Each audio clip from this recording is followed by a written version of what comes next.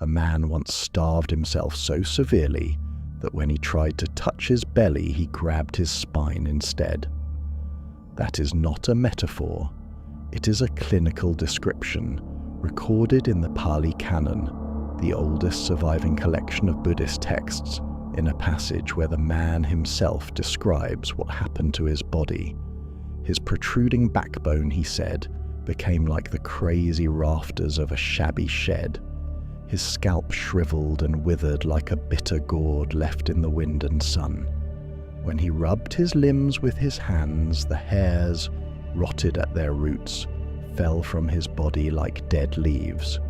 The Gandhara sculptors of the 2nd to 4th centuries carved this moment in stone. The most famous of these sculptures, now in the Lahore Museum in Pakistan, shows a figure that refuses to let you look away.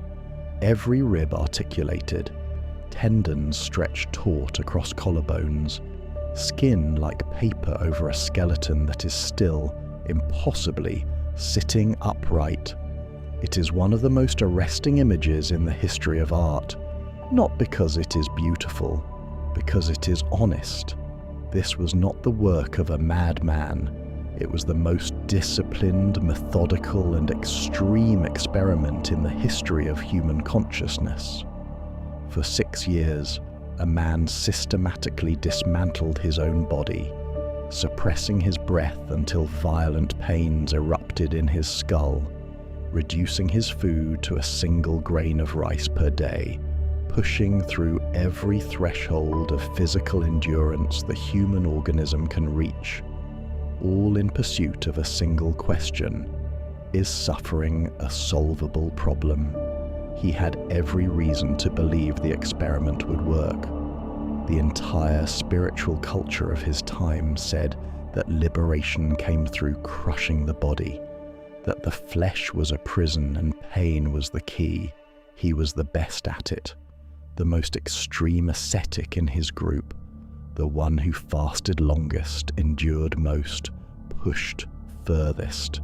His 5 companions looked at him with reverence, and after 6 years of systematic self-destruction, he arrived at a conclusion that scandalized everyone who heard it.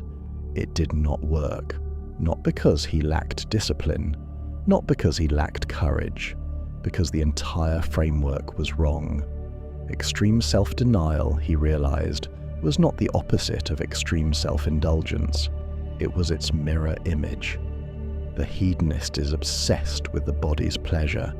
The ascetic is obsessed with the body's pain. Both are staring at the same thing. Neither is looking at what actually needs to be seen.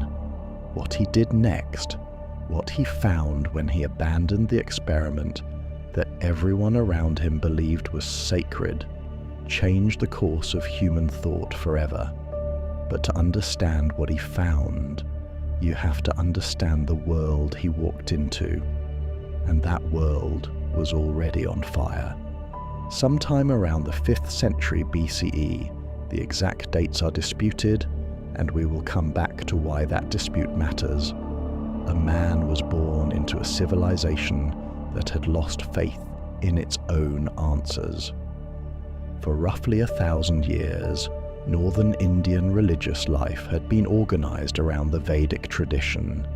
Sacred hymns, elaborate fire rituals, and a hierarchical cosmology in which the universe itself depended on the correct performance of sacrifice by the Brahmin priestly class. If the priest stopped chanting, the cosmic order might unravel. Reality required constant human maintenance. By the time of the later Upanishads, roughly 800 to 500 BCE, something had shifted. The Upanishadic sages were pushing beyond the external mechanics of ritual toward internal questions. What is the self? What is the fundamental nature of reality? The Chandogya Upanishad captures the pivot, that which is the finest essence. This whole world has that as its soul. That is reality. That art thou, Svetaketu. The fire was moving from the altar to the mind, But the truly revolutionary break came from outside the Vedic establishment entirely. The Shramana movement, from the Sanskrit shrama, meaning exertion, was a vast, chaotic counter-tradition of wandering seekers who rejected Vedic authority wholesale. They rejected the sacred hymns, they rejected the caste system, they rejected the elaborate sacrificial rituals that kept the Brahmin class in power, and they wandered the forests of the Gangetic plain, homeless, possessionless, sometimes naked, seeking liberation through direct experience. They were not a single sect. The Pali Canon names 6 prominent Shramana teachers contemporary with the Buddha, each with radically different doctrines. Mahavira, founder of Jainism, was a near-exact contemporary, teaching in the same region, walking the same roads. Ajita Kesakambali taught materialist annihilationism. When the body dies, that is the end. Makali Gosala taught strict determinism. Every event in the cosmos is predetermined, and human effort is entirely futile. Sanjaya Belathiputta refused to take a position on any metaphysical question at all, a radical agnosticism that may have influenced the Buddha's own famous silence on certain unanswerable questions. What was driving this ferment? Several forces converged. New kingdoms and republics were disrupting the old tribal structures. Urbanization was accelerating. Trade networks were expanding.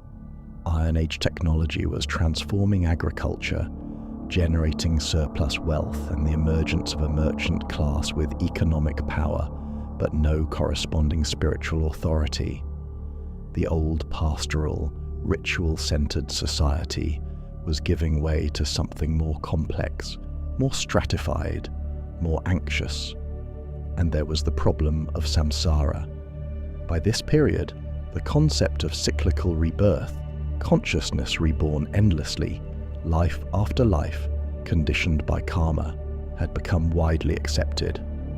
But this was not a comforting belief. Unlike the modern Western appropriation of reincarnation as a cosmic second chance, the ancient Indian understanding was closer to an infinite prison sentence. Life after life of suffering, aging, sickness, and death with no end in sight. The Shramana movement was, at its core, a desperate search for a way out, not a way to make the prison more comfortable, a way to escape it entirely. And here is the strangest part. This explosion of radical questioning was not happening only in India. The German philosopher Karl Jaspers identified what he called the Axial Age, a period roughly between 800 and 200 BCE during which, independently and without apparent contact, multiple civilizations simultaneously produced thinkers who fundamentally reoriented human understanding. In China, Confucius and Laozi; in Persia, Zoroaster; in Greece, the pre-Socratics, then Socrates himself, asking Athenians the most dangerous question a person can ask: how should you live? The same questions, different continents, no contact. Something in the human condition itself was pressing toward consciousness, toward a confrontation with the fundamental problems of existence that could no longer be deferred to priests or inherited myths. If you're listening to this tonight, wherever you are, whatever time it is, leave a comment and tell me where you're tuned in from. I'm always curious who finds their way to these stories. Siddhartha Gautama walked into that question, and what happened to him there would echo for 25 centuries. But first, the palace. Because the story of the Buddha begins with a very particular kind of prison.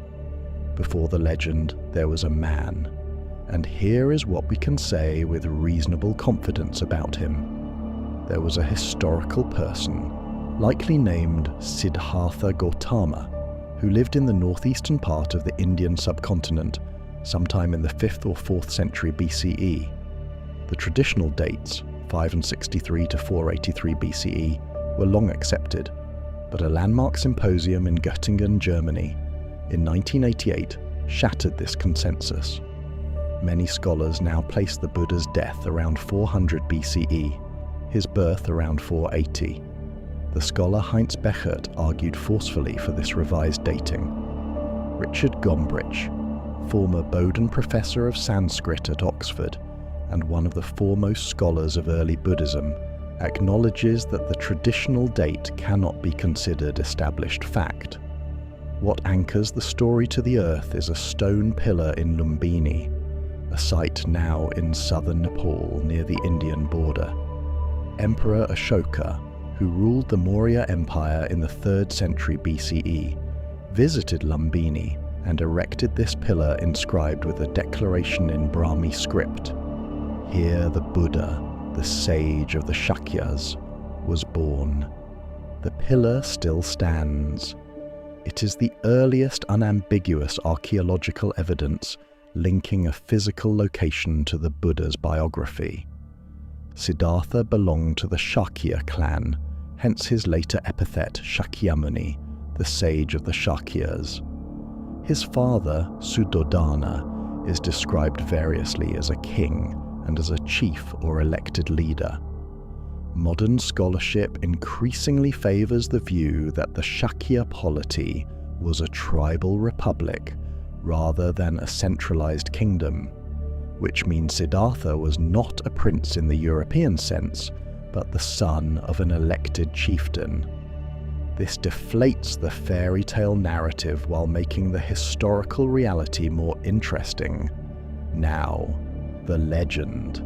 And here we are squarely in the territory of story, though story that encodes psychological truths of devastating precision.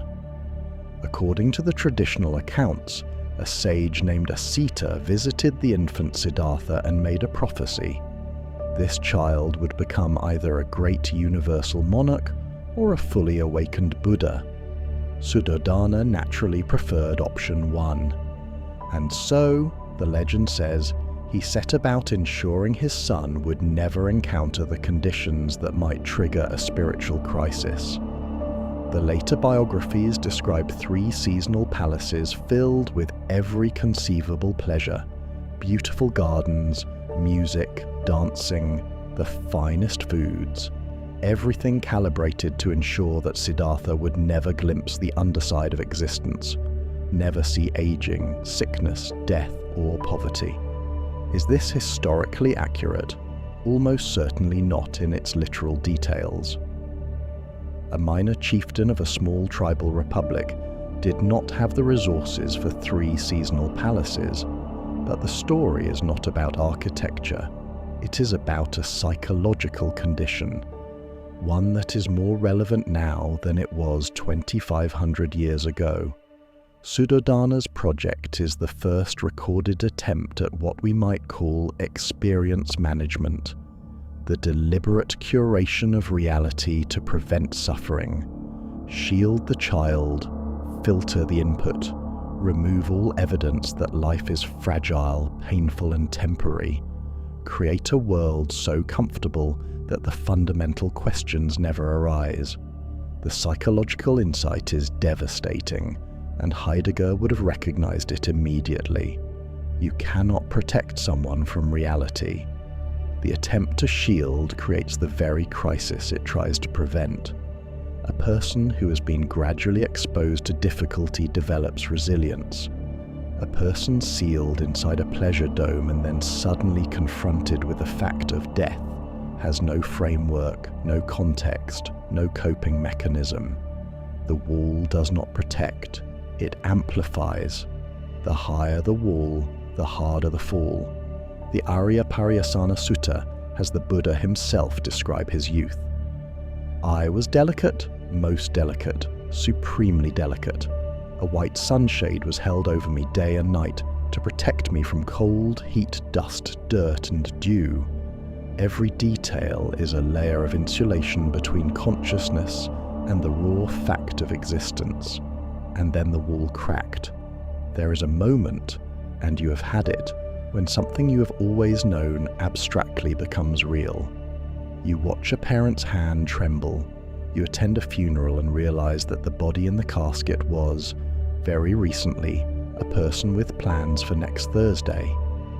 You catch your own face in the mirror and see, for the first time, the ghost of the face that will be there in 30 years. The information was always available, the knowledge was always there, but something cracks, and suddenly you know it in a way that changes everything. The Buddhist tradition gave this moment a name. They called it the Four Sights, and it is one of the most psychologically potent images in world literature. A man ventures outside his constructed world and sees, for the first time, an old person, bent and trembling with age, a sick person, ravaged by disease, a corpse being carried to the cremation ground, and finally, a wandering ascetic, serene and composed, having renounced the world. The information was always there, but one day the why arises, and everything begins in that weariness tinged with amazement. The traditional account tells it this way. On successive chariot rides through the city, Siddhartha encounters each sight for the first time. Each time he asks his charioteer, Channa, the same question. What is this? And Channa's answer is always the same. This is what happens. This happens to everyone. This will happen to you. It is almost certainly not the case that Siddhartha had literally never seen an elderly person before the age of 29. The story is not a historical report. It is a phenomenological description, the moment when the fact of impermanence stops being a concept and becomes a lived experience you cannot unfeel. Martin Heidegger, writing in Being and Time in 1927, described this as the shift from inauthentic to authentic existence. In inauthentic mode, the default state, we exist in what he called das Man, the they self. We go along. We do what one does. Death is something that happens to other people. We know, abstractly, that we will die, but this knowledge is held at arm's length, neutralized, diffused. Heidegger called this Verfallenheit, falling, absorption in the everyday. The palace, in Buddhist terms. Authentic existence begins with sein zum Tode, being toward death.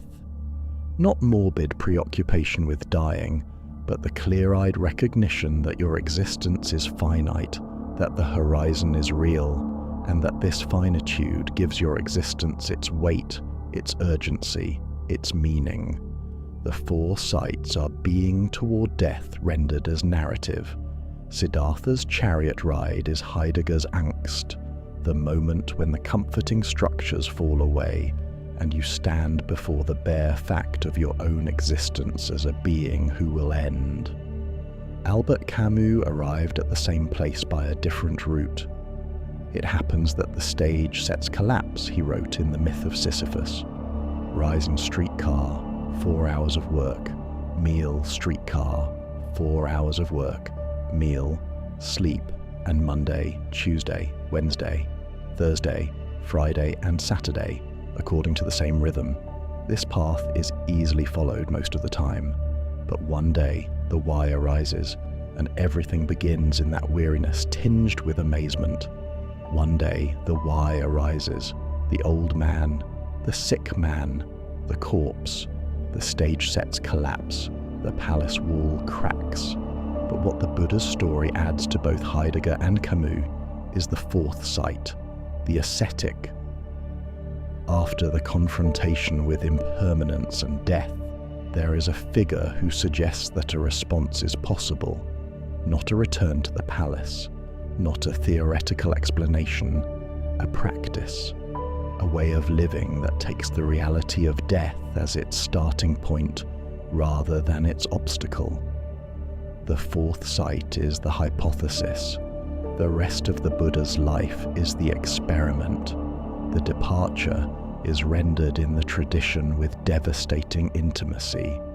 Siddhartha enters the bedchamber where Yasodhara and the infant Rahula lie sleeping.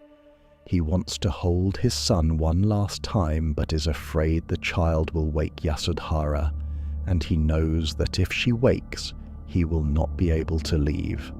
So he turns away. He walks out of the room, out of the palace, into the night.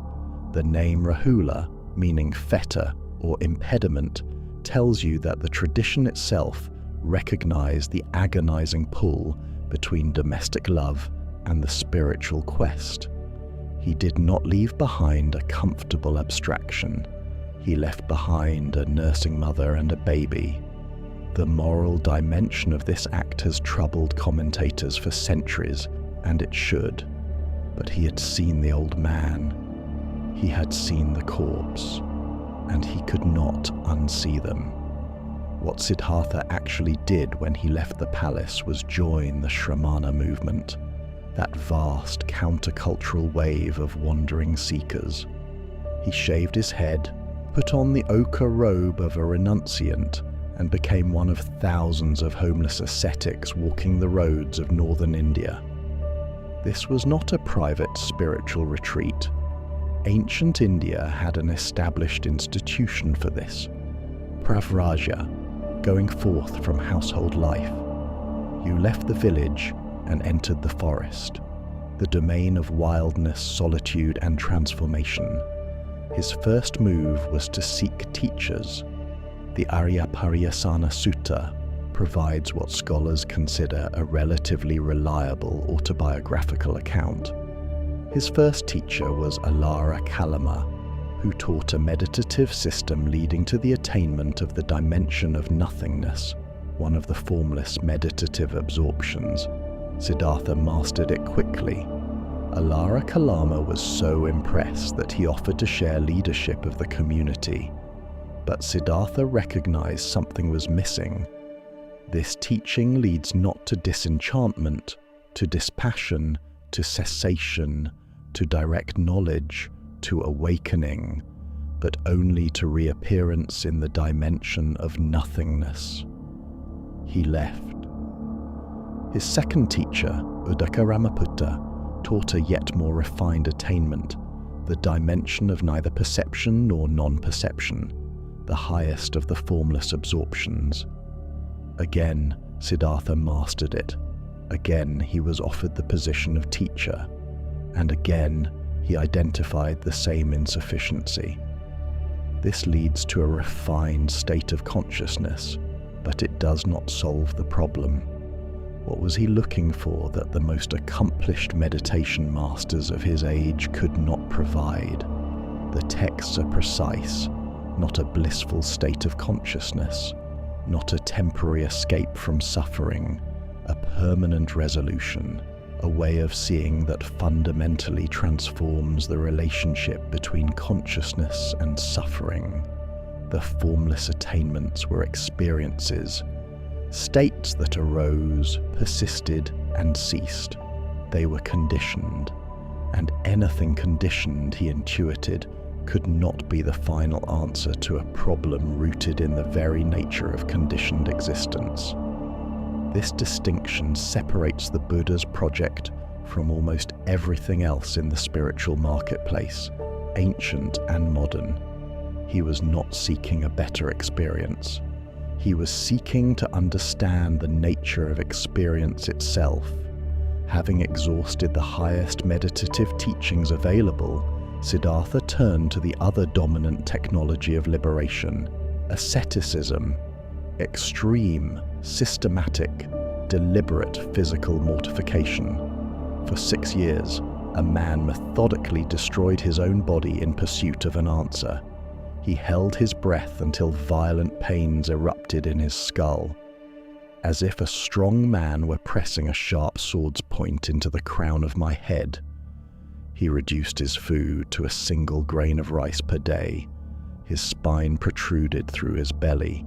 His eye sockets sank like water in a deep well. His scalp withered like a bitter gourd in the sun.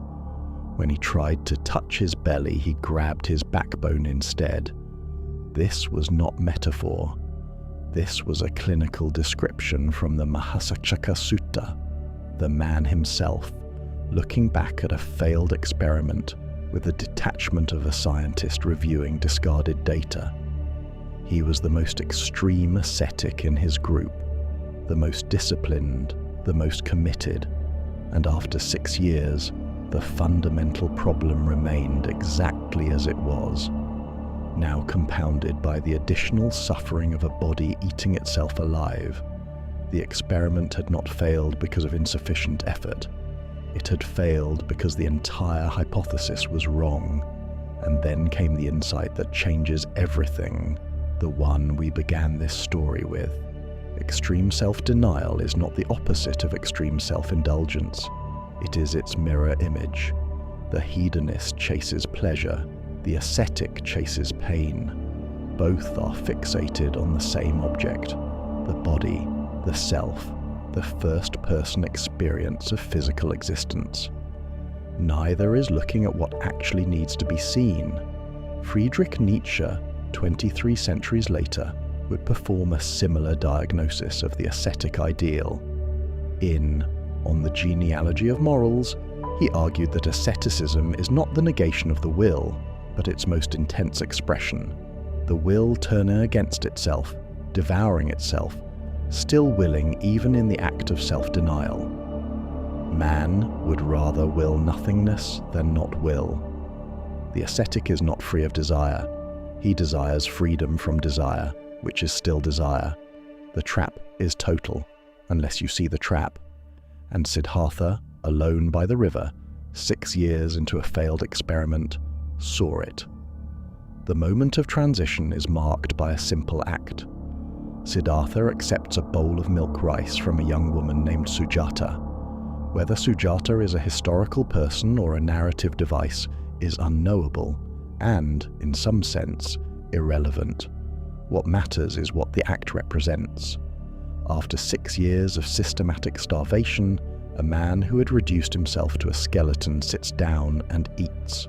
Not a feast, a bowl of rice cooked in milk, nourishment, the bare minimum necessary for the body to function, and crucially, for the mind to function. His 5 companions were disgusted. In their framework, the framework Siddhartha himself had operated within for 6 years, accepting food was betrayal, weakness, giving in to the body. They abandoned him in contempt and left for Sarnath. Siddhartha was alone. What he had discovered is what he would later call the middle way. It is one of the most commonly cited and least understood concepts in Buddhist thought, largely because the word middle suggests tepidness, compromise, splitting the difference. It is none of these things. The middle way is the recognition that both extremes, indulgence and mortification, are operating on the same flawed assumption. Both locate the problem in the body's relationship to pleasure and pain. The indulgent says, maximize pleasure. The ascetic says, maximize pain. Both are wrong about where the problem lives. The problem is not in the body. The problem is in the mind, in the way consciousness relates to experience. And the solution is not to manipulate experience through pleasure or pain, but to understand the mind itself. This was genuinely revolutionary. In the ascetic culture of 5th century BCE India, where spiritual credibility was measured in ribs you could count, the proposition that a well-fed person sitting quietly under a tree could achieve what starvation and self-torture could not was scandalous. It was heresy. His 5 companions left him, not because he had failed, but because he had rejected the premises of the game they were all playing. The middle way, properly understood, is not moderation for its own sake. It is the methodological realization that the instrument of investigation, the mind, must be in good working order to do its job. A starving brain cannot think clearly. A body racked with pain cannot sustain the kind of precise, moment-to-moment awareness that the investigation requires. The body is not the enemy. It is the laboratory. What follows, the night under the Bodhi tree, is the experiment conducted with the instrument finally calibrated. At a place called Uruvela, modern Bodh Gaya, in the Indian state of Bihar, Siddhartha sat down beneath a pipal tree and resolved not to rise until he had found what he was looking for. The Pali Canon describes what happened that night in the language of 3 watches, the 3 periods from dusk to dawn. In the first watch, he directed his concentrated mind toward the recollection of past lives. 1 birth, 2 births, 1,000, 100,000, many aeons, for a channel that treats supernatural claims with honest hedging. Whether this is literal memory of previous incarnations or a profound psychological experience of decentering the self is a question the texts themselves do not resolve. What the earliest sources describe is the dissolution of the boundaries of ordinary personal identity, consciousness encountering a vast field of conditioned existence extending far beyond the limits of a single biography. In the second watch, he directed his mind toward understanding the mechanism of rebirth, the process by which beings arise and pass away in accordance with their actions. He perceived, the texts say, beings passing away and reappearing, inferior and superior, fair and ugly, fortunate and unfortunate. The insight, stripped of its cosmological framework, consciousness is not a fixed entity, but a process, driven by conditions, producing consequences, perpetuating itself through patterns of craving and aversion. The traditional narrative places the breakthrough within a dramatic framework, the assault of Mara. Mara, whose name means death or delusion, is the Buddhist figure of cosmic obstruction, the force that keeps consciousness trapped in the cycle of suffering. In the later texts, Mara attacks with armies of demons and sends his daughters to seduce the meditator, but read psychologically, as the earliest sources arguably intend. Mara is not an external being. Mara is the mind's last defense against seeing clearly. The 3 waves of attack, desire, fear, and doubt, map precisely onto the internal obstacles that arise when consciousness approaches a fundamental shift. Desire says, "Go back. The palace was comfortable." Fear says, "This is dangerous. You will be annihilated." Doubt says, "Who are you to think you can achieve this?"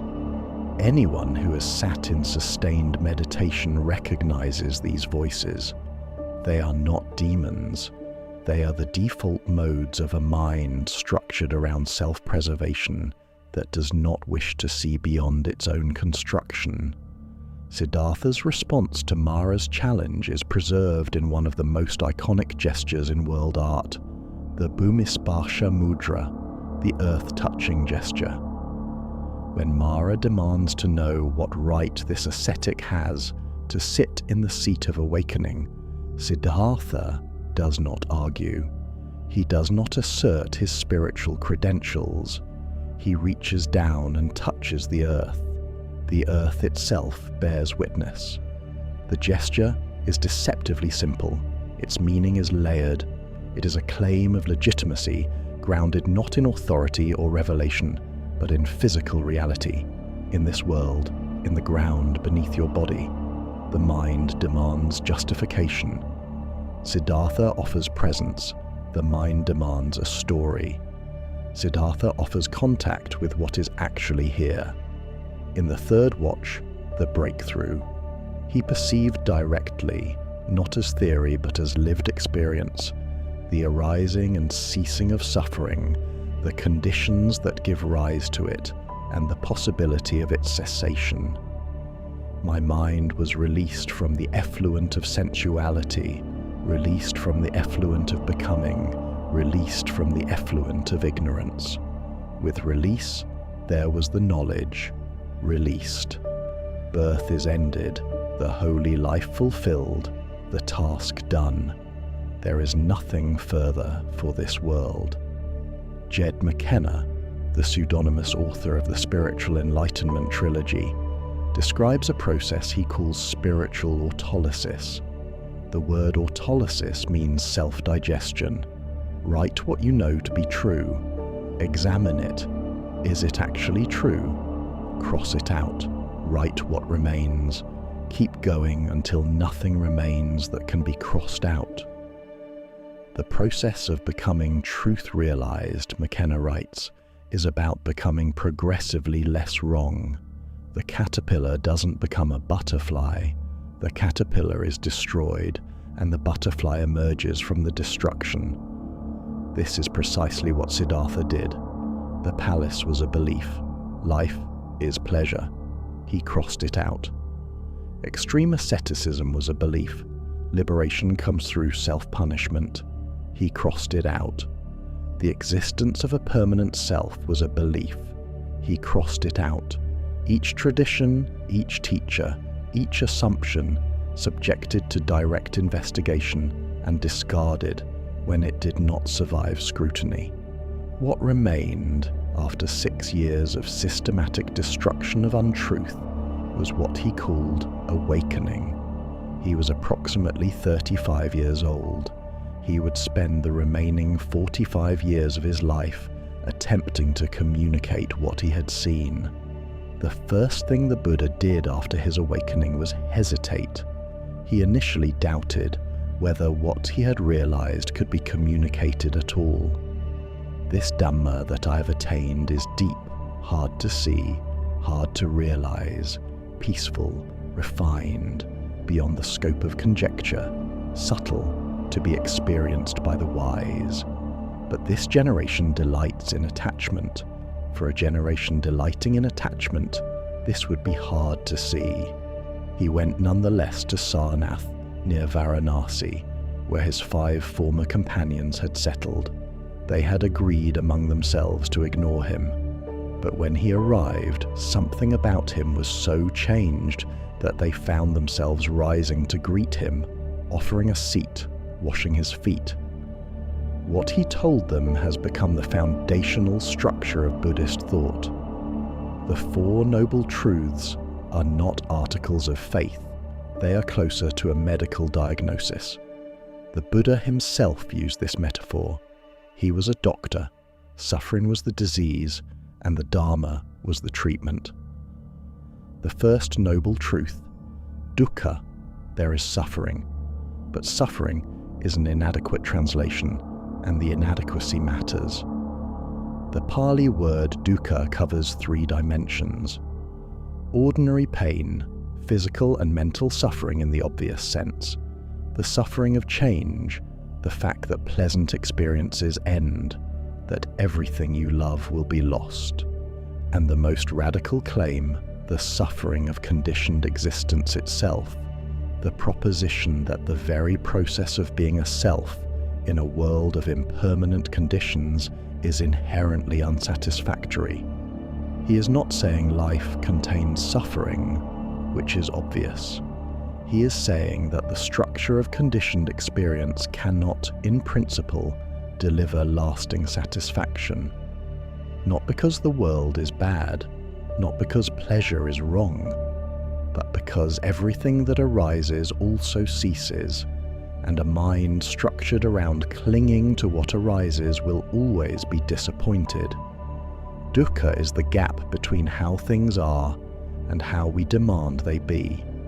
It is the friction between impermanence and the craving for permanence. Camus arrived at the same diagnosis from a completely different tradition. The absurd for Camus is the gap between the human need for meaning and the universe's refusal to provide it. The gap is the same. The pathology is the same. the refusal to accept reality as it actually is. This is the source of suffering. The second noble truth, samudaya. Suffering has a cause, and the cause is tanha, craving.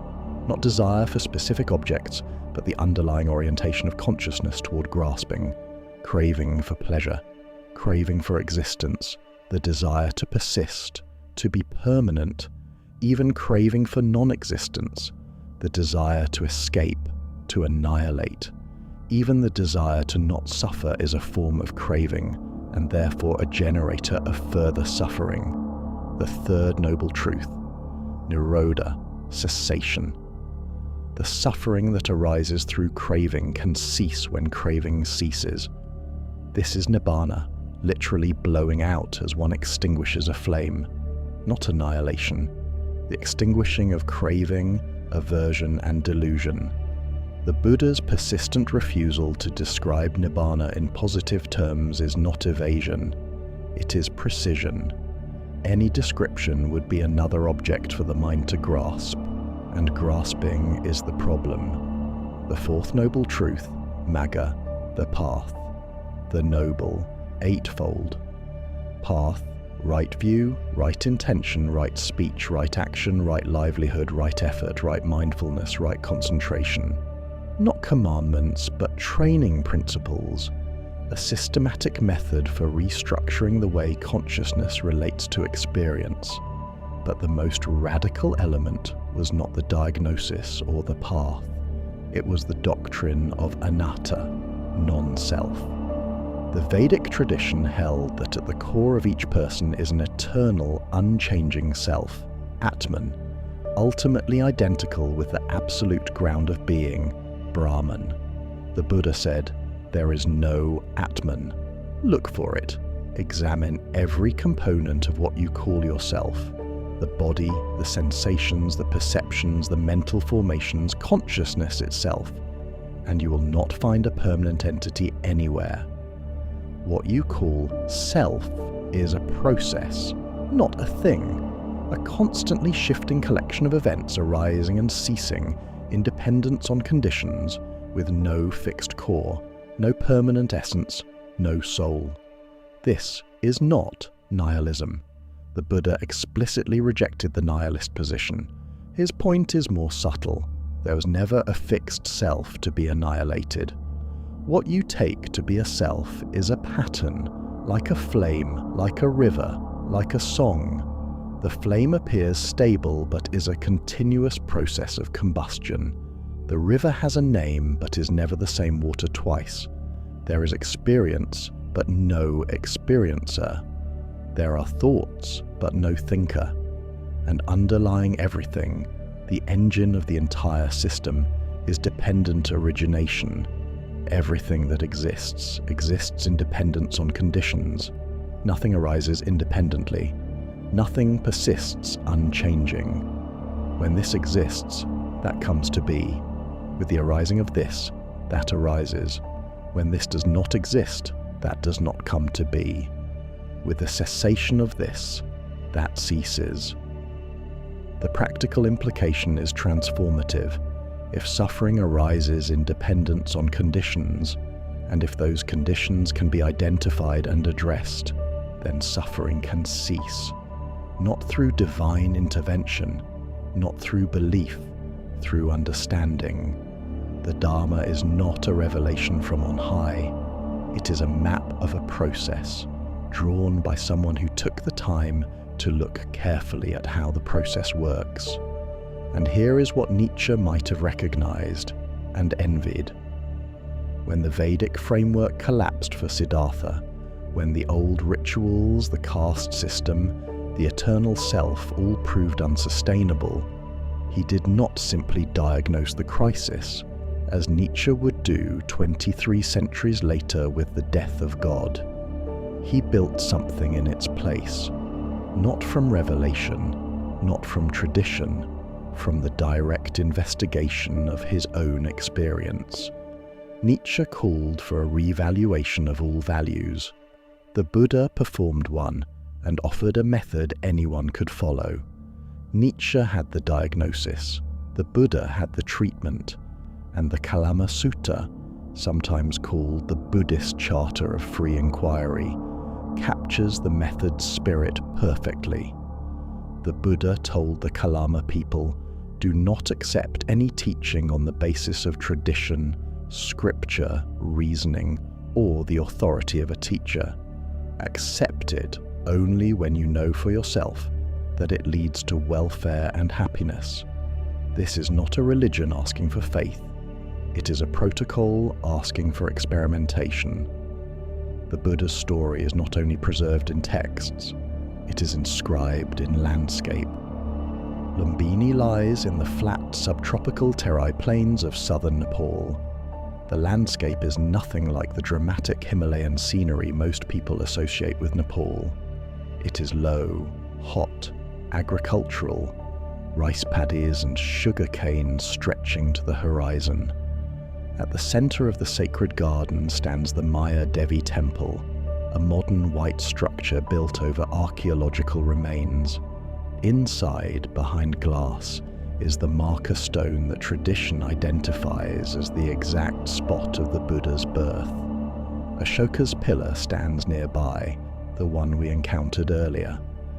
In 2013, an international archaeological team led by Robin Coningham of Durham University, excavating beneath the temple, uncovered the remains of a previously unknown timber structure dating to approximately the 6th century BCE, older than any previously known Buddhist structure. The discovery, published in the journal Antiquity, was widely reported as potentially the earliest archaeological evidence connected to the Buddha's life. Richard Gombrich dismissed the interpretation as a fantasy, noting the structure could represent pre-Buddhist tree worship. The archaeological community counsels caution, but what the discovery confirms is that Lumbini was a site of religious significance well before the Ashokan period. At Bodh Gaya, in the Indian state of Bihar, the Mahabodhi temple rises 55 meters in a pyramidal tower of carved brick. It was first built by Emperor Ashoka in the 3rd century BCE, rebuilt in the 5th century, restored by the Burmese in the 14th century, and again by the British in the 19th. It has been destroyed and rebuilt so many times that it is itself a physical demonstration of impermanence. The same form, the same location, but never the same substance. Behind the temple stands the Bodhi tree, believed to be a direct descendant of the original, grown from a cutting brought to Sri Lanka by Ashoka's daughter Sanghamitra, then returned to Bodh Gaya in 1881. And beneath this tree, on a red sandstone slab called the Vajrasana, the diamond throne, people still sit in meditation. Every day, monks, nuns, lay people. For over 2,000 years, human beings have been sitting in essentially the same spot, attempting essentially the same practice, investigating essentially the same question. It is the longest running experiment in human history, and the laboratory is still open. Sarnath, where the first teaching was delivered, lies 10 kilometers from Varanasi, the oldest continuously inhabited city in India, the city where bodies burn on the banks of the Ganges day and night. The contrast is deliberate. If Varanasi represents the relentless cycle of samsara, birth, death, cremation, rebirth, then Sarnath represents the possibility of stepping out. The Dharmic stupa dominates the site, 43 meters high, solid, no interior, pure presence, pure weight, a marker that says, something happened here. And in the Archaeological Museum at Sarnath sits the Ashoka capital, 4 lions standing back to back on a lotus base. This image was adopted as the national emblem of the Republic of India in 1950. The wheel carved beneath the lions, the wheel of the Dharma, appears on the Indian flag. The modern Indian state is branded with a symbol of what happened at Sarnath. And then Kushinagar, the quietest of the four sites, a small, dusty town with none of the spiritual marketplace atmosphere of Bodh Gaya. A white stupa marks the spot where the Buddha died. Beside it, a temple houses a reclining Buddha in red sandstone, 6 meters long, lying on his right side, head to the north, face to the west. The statue dates to the 5th century CE. The posture is specific and deeply moving, the parinirvana pose, the posture of final release. No tension, no striving, just a man lying down for the last time. The Mahaparinibbana Sutta, the longest text in the Pali Canon, records the Buddha's final days with the specificity of someone who wanted the details preserved. He was approximately 80. He had been teaching for 45 years. His body was failing, back pain, frequent illness. He was, in the most fundamental sense, demonstrating his own first noble truth. Everything that arises passes away, including the teacher. During his final journey, he stopped at the town of Pava, where a metal worker named Kunda offered him a meal. The meal included a dish called Sukara Madhava, literally something like pig's delight. What exactly this was has been debated for centuries. Pork, truffles, mushrooms, a specific delicacy pigs root for. The ambiguity is genuine. What is clear is that after eating, the Buddha became severely ill. Sharp pains, a flow of blood. He was dying, and he knew it. And then, a detail that contains the entire teaching in a single gesture. The Buddha specifically instructed that Kunda should not feel guilty. He told Ananda, the meal preceding awakening and the meal preceding final passing were the two greatest offerings. That Kunda's act was one of the most meritorious in Buddhist history. Even in the process of dying from what may have been food poisoning, the teacher was still teaching, still demonstrating compassion, still redirecting attention from blame toward a more skillful response. He travelled on, in great pain, to a grove of sal trees at Kushinagar. There, lying down for the last time, he gathered his monks. His final instructions were characteristically practical, and they are among the most extraordinary acts of institutional design in human history. He established no successor. He appointed no pope, no patriarch, no divine intermediary. Be islands unto yourselves, refugees unto yourselves, seeking no external refuge, with the Dhamma as your island, the Dhamma as your refuge, seeking no other refuge. The teaching itself, not the teacher, not a lineage, not an institution, was to be the authority. At the moment of maximum vulnerability, the founder's death, when every religious movement in history has been most susceptible to personality cult and authoritarian succession, the Buddha explicitly dismantled the conditions for both. His very last words, according to the Pali tradition, all conditioned things are of a nature to decay. Strive on with diligence. The Pali word apamada, diligence, heedfulness, non-negligence, may be the single most important word in the entire Buddhist corpus. It means pay attention, do not be careless, do not sleepwalk through your life. The last words of the Buddha are not a benediction, they are a reminder to stay awake. He entered progressively deeper states of meditation, the 4 form absorptions, the 4 formless absorptions, the cessation of perception and feeling, then reversed the sequence, ascending back to the 4th jhana. From the 4th jhana, he passed away. The cremation was performed with the honours due to a universal monarch, and then came the relics and the fighting. 7 clans and 1 king demanded a share of the Buddha's cremated remains.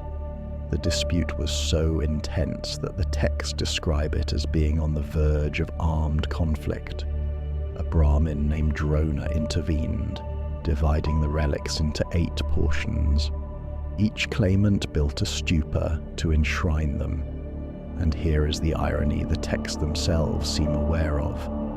A man who spent 45 years teaching that attachment to conditioned things causes suffering, whose last words were a reminder that all conditioned things decay, had his physical remains immediately become objects of intense attachment, territorial dispute, and institutional power.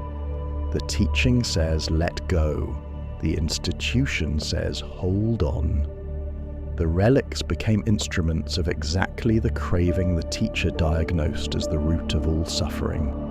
The pattern would repeat across centuries and continents: golden statues, sacred tooth relics, billion-dollar temple complexes, built to honor a man who owned a robe and a begging bowl. So what did Siddhartha know about being human that we have forgotten? Perhaps this: the mind can be investigated, not theorized about, not medicated, not distracted, investigated. With the same rigor and precision that a scientist brings to the study of external phenomena, a sufficiently trained and honest investigator can turn attention inward and map the architecture of suffering, and, having mapped it, dismantle it. The neuroscientist Sam Harris has written, "The insights of the Buddha have a genuinely scientific character. They are based on careful, first-person observation of the contents of consciousness, and they can be tested by anyone willing to make the experiment." Researchers at institutions from Harvard to the Max Planck Institute are studying the effects of mindfulness meditation on neural architecture and finding measurable changes in brain regions associated with attention, emotional regulation, and self-referential processing. The Buddha did not have fMRI scanners. He had a mind, a body, and the willingness to sit with both until he understood how they worked. But Camus might push us further. Where the Buddha and Camus diverge is instructive. Camus' response to the absurd is revolt, the determined assertion of human dignity in the face of cosmic indifference. One must imagine Sisyphus happy. The happiness comes from the refusal to surrender. The Buddha's response is different, not revolt, but release. Not the defiant assertion of the self against an indifferent universe, but the dissolution of the very boundary between self and universe that creates the sense of opposition. For Camus, there is still a Sisyphus and still a boulder. For the Buddha, the question is, who is pushing, and what is a boulder, and is there actually a hill? And yet, there is a deeper convergence. Both refuse to look away from suffering, both reject the consolation of afterlives, divine plans, and cosmic meaning. Both insist on confronting reality without flinching, without escape, without the comfortable narcotic of hope. The Buddha did not find a way to escape suffering. He found a way to stop demanding that reality be different from what it is. Siddhartha Gautama did not found a religion. He proposed an experiment. The hypothesis: suffering is a solvable problem. The method: systematic investigation of the mind through sustained, disciplined attention. The result: a transformation of consciousness that 2.5 millennia of practitioners have described in terms remarkably consistent across cultures, languages, and historical periods. The experiment is still running. It does not require faith. It does not require a temple or a monastery or an orange robe. It requires a mind, a body, and the willingness to sit still long enough to see what is actually happening. His last words were not, "I have saved you." They were, "Strive on with diligence." 2,500 years later, the instruction stands. The laboratory is open. The experiment awaits anyone willing to run it. If this journey resonated with you, there are more explorations waiting in the playlist. More descents into what the ancients understood and we have yet to recover. Leave a thought in the comments. What part of the story stayed with you? What experiment are you running? Wherever you are, whatever time it is, thank you for sitting with this tonight. The Deep Archive will be back soon with another journey into the deep. Until then, the Bodhi tree is still there, and the seat beneath it is empty.